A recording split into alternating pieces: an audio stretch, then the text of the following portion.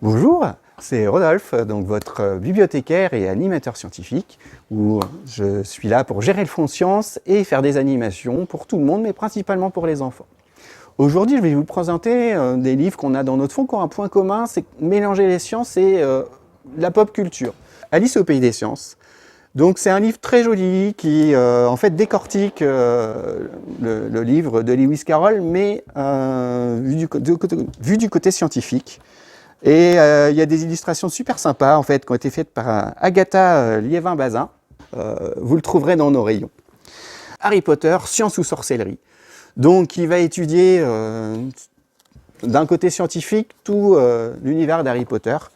Donc par exemple sur les potions, par exemple est-ce que l'évolution aurait pu créer son propre touffu? Je vous lis vite fait, hein. Comment un magicien peut-il faire de grosses boules de feu? Voilà, il y a un côté scientifique, mais il y a aussi un côté, on va dire, historique, enfin pas forcément historique, mais par exemple, est-ce que les prophéties sont possibles, ou est-ce que le retourneur de temps, comment il fonctionnerait, le retourneur de temps d'Hermione? Voilà, il y a différentes questions comme ça, où on a des réponses. Game of Thrones, alors ce livre-là, il est assez merveilleux parce que, alors j'ai plein de post-it, mais par exemple, il y a la psychologie au royaume des 7 couronnes, il y a la géographie, il y a l'histoire naturelle. Donc, vous voyez, ça mélange toutes les sciences. Il y en a un qui étudie le climat. Alors, oui, voilà, l'hiver vient, mais voilà, on étudie le climat parce qu'il n'y a pas que l'hiver.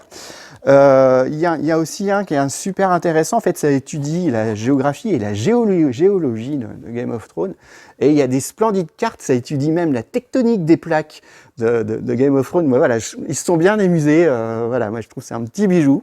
Donc c'est Star Trek, science ou fiction. Alors c'est pareil, c'est intéressant parce que alors, il y a plein de choses, Star Trek c'est vieux, hein. Dans Star Trek il y a beaucoup de choses qui nous paraissaient dans les années 70-80 extraordinaires.